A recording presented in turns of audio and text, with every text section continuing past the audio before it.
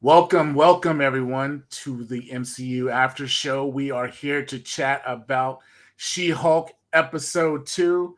It's going down.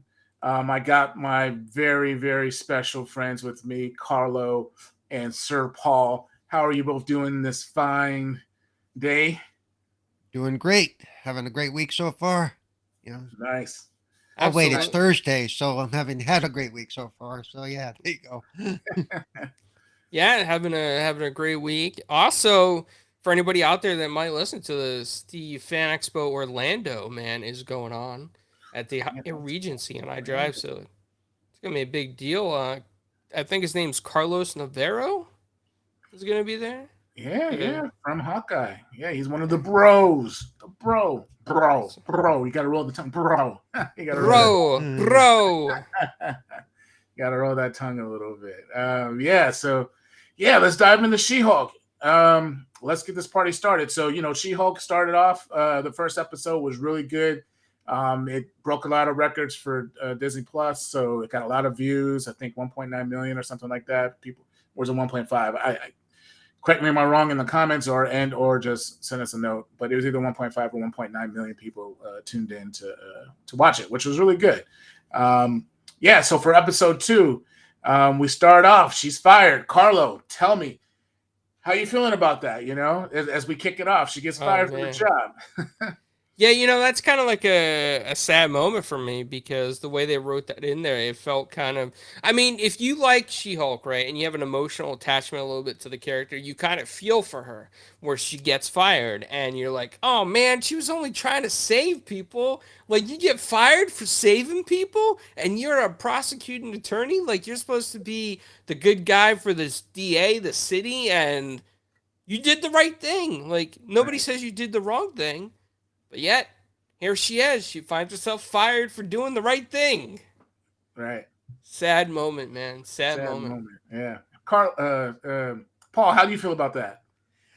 I thought it was funny, and given that remember she'd been drinking as She-Hulk because that's where she and because that's what they wanted to see. They were as soon as she walked in, no, you got to be She-Hulk, you know. And then her boss goes, "I got something to talk to you about, but I need you to be you." And so as soon as she goes back to her regular form, she drunk off her butt. Which I thought was hilarious. She did Yeah. that very well. She did that. She fell Yeah. off the stool and she's all happy and giggly. He's like, "You're fired." She's like, what? What? Wait. Right. She was just having a rough Yeah. go at it. And then the CEO walks in, right? Or no, wait a minute. We have the family. Oh, she's trying to find another job. So let's skip on to that. Yeah.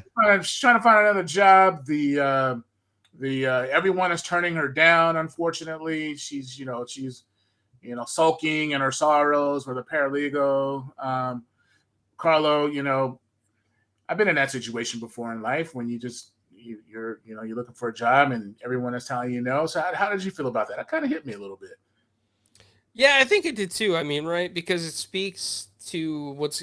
I mean, essentially, it's every time there's a downturn in the economy, everyone could feel that kind of pressure where you lose your job, try to find a new job, and you can't. And Mm, she's going through a slow period where you see her do interviews. Like, oh, we're not hiring at the time. We're not interested at this moment. You're not the candidate, or whatever they say. mm. And she just has to be the nice person and accept the no. She has to just accept it, and that's got to be hard being a She-Hulk. I mean, Right. I'm gonna be honest. It's got to be hard being a Gotta Hulk, be hard. right? It's got to be very hard. It's She's got to tough to keep be her, the Hulk. yeah, in check. And I know you might get into it later, but I mean, this all dwindles down to how her family reacts to her as well Yeah. in a future scene. But yeah, that's I mean, just relatable and kind of hits you a little bit. Yeah. It's pretty sad.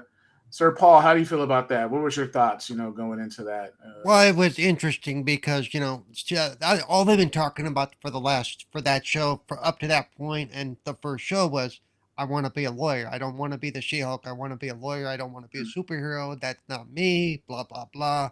And then she's finding that she's now pigeonholed into, well, you can't be working for the city or whatever because all people are going to see now is the She-Hulk. Mm-hmm. You know, so that was basically why she couldn't get a job. None of them wanted to take that risk that she was going to be tearing apart courtrooms or bad guys were going to be coming after her or whatever. Right. Which was the whole thing with her DA office job. They were like, all the thousands of dollars worth of damage that somebody's got to pay for, you know. You know. They're done with Hulks tearing up cities. Yeah. So yeah, so she in her view, it's just that's part of who she is now, but now she can't do what she wants to do up to this point. Right. So she's really starting to hit the skids. Well, what am I going to do? Because lawyer is all I know. Mm-hmm. You know. Awesome. Yeah, that's good insight there. So she takes on a phone call from her family, and she attends the family dinner. I was thinking just when she got that phone call, I thought Bruce was going to be there because he talked about the family dinners also. So when he did get there, when she did get there, everyone is consoling her and stuff like that.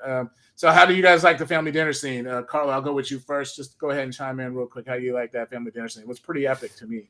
I think it was kind of funny, right? Yeah. Because it's a typical. It makes you feel like a typical family Mhm. where, oh, don't worry, nobody's gonna say anything about it, honey. Nobody's gonna say anything about you losing your job.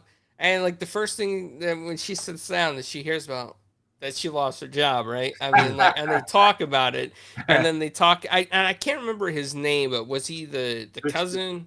Yeah, that was her chat. Yeah. And he's like, oh, I got promoted to manager at Best Buy. And she's like sinking in her chair a little bit like, I just lost my job, But at the same time, it was kind of neat that like her dad was being a kind of dad that we like to relate to in the comics and the movies, where he pulls her aside for a moment in the garage and he's like, hey, are you really okay? Mm-hmm. I guess, how are you really feeling? And I thought that was a good moment. I mean, Right. That's something to relate to anybody that's going through that, to say, just take a moment of your time to listen to somebody, kindness. Right. Paul, what were you thinking about? Well, and the thing with the cousin I thought was interesting because he was basically, you could tell he's basically like the doofus of the family, And so she was probably feeling really down that Mr. Doofus here, probably had gone to college. He got promoted at Best Buy, and she's like, I'm a lawyer. I've got loans. Holy crap. I've been in school for 7 years, Yeah, he's getting promoted. He rubbed it in a little bit too. Yeah. Yeah. One thing I like to add here, and this just goes across all the Marvel shows so far, is like how they introduce family to the shows. Like almost every show, I think except for Loki. Loki hasn't really dove into his family, but all the other shows like Hawkeye, Miss Marvel, even Falcon and Winter Soldier. All those shows really have touched into family, and then here we go again with She-Hulk. So even WandaVision, her own made-up family, right? But there still was family elements to it, and that sort of goes across all of the shows so far, except for Loki. I guess he's brother and sister. Well, we know about Loki's family, and it's not really at all the focus of the show. It's not that side of Loki, Right. Yeah. But all the other shows so far, we've been right. Family elements, which has been cool. Kind of a twist, and to dive in deeper into some of these characters from just being at a team level. Now we're like into their personal lives and understanding sort of like what makes them tick and stuff like that. So it's been good. Yeah. So I just wanted to add that piece on. All right. So she gets a new job. The CEO comes in and wants to talk to her, and the only condition she can get this job is by her being She-Hulk. That was the only way. So she had to, as she was going through the the turnstile of getting inside the law firm, getting her own office. She had to get big, and everybody's looking at her. People are like, some people wanted that promotion, wanted that job. There was like when she walked by that gal that was in the copy room or something like that. She was all mad looking at her with this stink face. that was pretty epic. So Carlo, how did you feel about her getting this new job and taking on this new role? And then we can also lead into her first case. Like, What did you think about sort of like that part all the way up to her like finding out who she has to defend for her first case? Wow. So this is really the meat of the show right here, right? Like this is what this episode was really about, is that she gets hired by the criminal defense attorney, Mm. the one that's seen her Hulk out in court, right? And he knew that she got fired, and he's like, "Hey, I got a job offer for you." And she's like, and she's almost like in that position, like anything, really, I'll take it. Doesn't matter, I'll take it. I'll take the job. I'll take it, right? So she takes the job. Then she finds out that she has to remain as She-Hulk because it's for the Super Criminal Law Division, I think, as he called it, something similar to that effect. And she was all excited about it, right? She didn't really worry about some of the aesthetics of being She-Hulk in the office. And then he sits down with her. He's like, "Oh, by the way, your first case, the Abomination." And she's like, "Sir, I have a conflict of interest. He tried to kill my cousin, sir. He tried to kill my cousin." So that was a little bit interesting. And then, we get to see her think about it. She goes to meet the Abomination. She's kind of edgy, right? She's kind of like on edge to see if she really wants to take this case. Right. And he's like, "Namaste." Like, he's all calm and he's like, "You got this all wrong. I wasn't the bad guy. I thought I was the good guy, you know?" And he's sitting there in a prison cell in like maximum security. "I'm a good guy. I'm reformed. I'm Yeah. reformed. I'm just doing my job, I didn't know I was the bad guy. That's the kind of vibe he got. Yeah. And I'm sorry for trying to kill your cousin. It's not a big deal. It's nothing, And then as part of that, we do see her talk to her cousin Bruce, and she's a little upset. And Bruce is like, "Oh, don't worry about it. No hard feelings. Just take the case."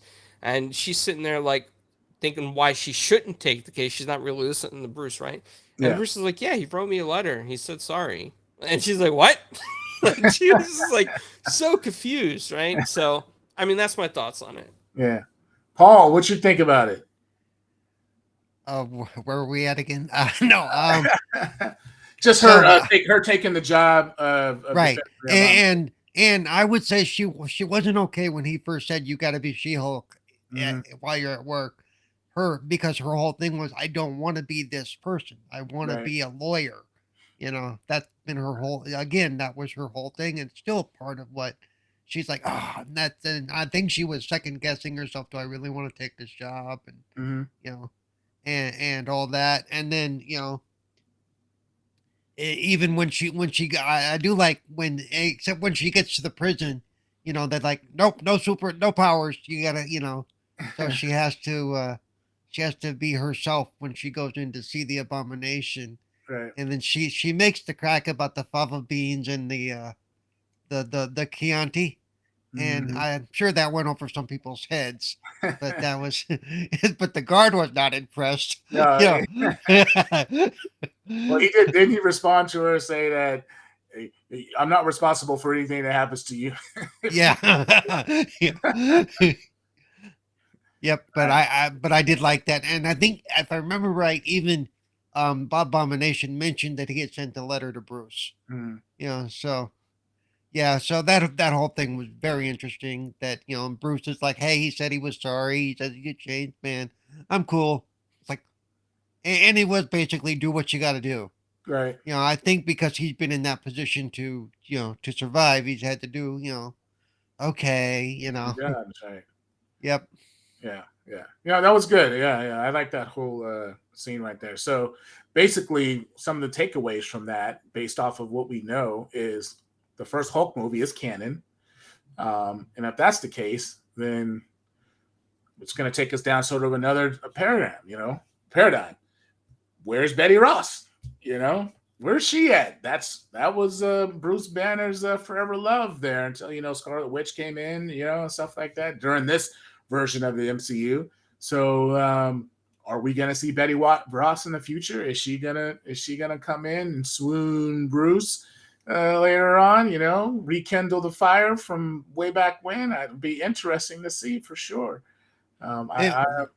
It would be interesting, but it you realize that in the first episode he pretty much set up that he's isolated himself pretty much from the entire world.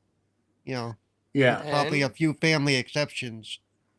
So and he didn't mention her or anything at all. They spent a lot Mhm. of time talking about Captain America, but you know, Right, right. But Bruce, he likes to keep. yeah, He probably didn't even talk about Black Widow. Like she didn't ask right, about it. He probably didn't. She probably doesn't even know that he even dated her at one point. So right. that's also gonna be interesting. Yeah. So and another thing, right? Where's Hulk going? He was on a ship when she was talking to him on the phone. Where's he going? He just blasted off into space. He said, "You got this." mm-hmm. And she's like, "What? I can't. It's over. Like he's gone. There's no more cell connection." So, well, Yeah, whatever phone he has, he's in space. Whatever connection he has is super strong because she's yeah. on Earth Yeah. and he's talking to her on some high powered cell phone. Remember, all this technology was given. It was developed by Stark Tony, yeah, Enterprises. Target, yeah, So that's true too. Yeah, so they probably have some special stuff going on there. Yeah, don't want to have to dive in that too deep. But yeah, yeah, that's some different things going on. That's gonna have to some questions are gonna have to get answered. Some stuff's gonna come up. So I love where they went with that. Hulk's leaving the planet. He's doing on some special mission. Hulk 1 is canon. That means Betty Ross. So now we have some Abomination. Now we have some things to sort of work with Hulk's his storyline. Hopefully they can do a movie of him. So yeah. So let's jump into the rest of the She-Hulk. So she takes the job. She's happy about it and she's excited. And all of a sudden she gets a phone call. She's looking at the TV and she sees the Abomination fighting Wong in a in a mm, in a death tournament from Eternals. So mm. a lot of people may not know this, but in Eternals, Abomination, if you haven't seen Eternals, go. I'm sorry, not Eternals. Shang-Chi.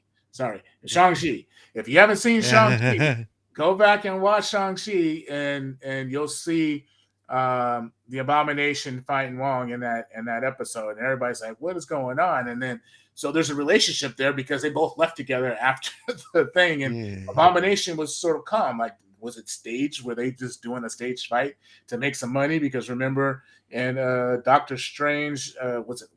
No, not Doctor Strange, but in Infinity War, Wong was like, "I don't have any money," and he was talking to Doctor Strange. He was like, "What do you mean you don't have any money?" He was like, "I don't got any money. I need some money." He was like, "I got this." He pulled out some international dollars, which wasn't really doing much in the United States. But I was just saying, maybe he decided to do this little thing with Abomination to make some money, and they were fooling everybody there. But in Shang-Chi, Abomination was there and fighting Wong. So yeah, so what did you guys think about that? The leaked video, and now she has to figure this all out, and now we're probably going to see Wong here soon.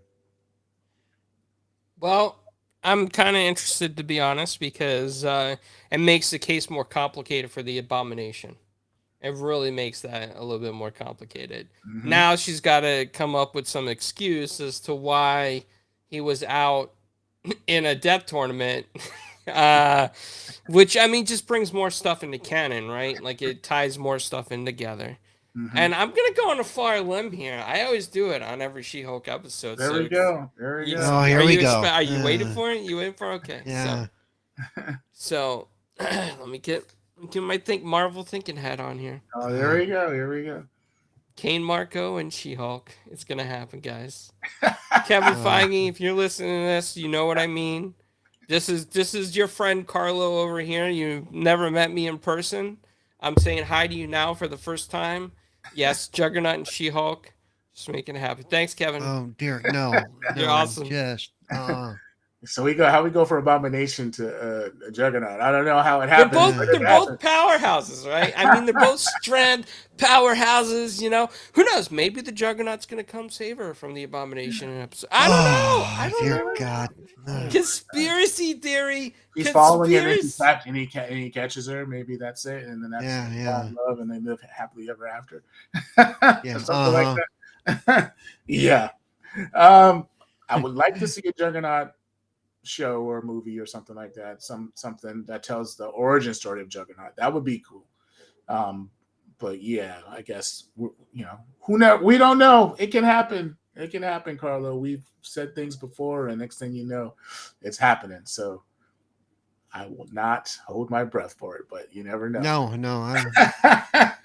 Paul, how did you feel about the leaked video from Shang-Chi and what they have to do now to defend? She's just totally like Carlo just said. That's gonna throw a wrench to the gears of the defense, because not only that, the defense team has to figure out where this video came from, what this is. I'm sure she's gonna go talking to him and, what the heck, dude?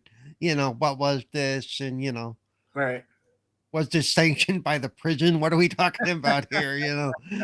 Have they been letting you out on furlough? What?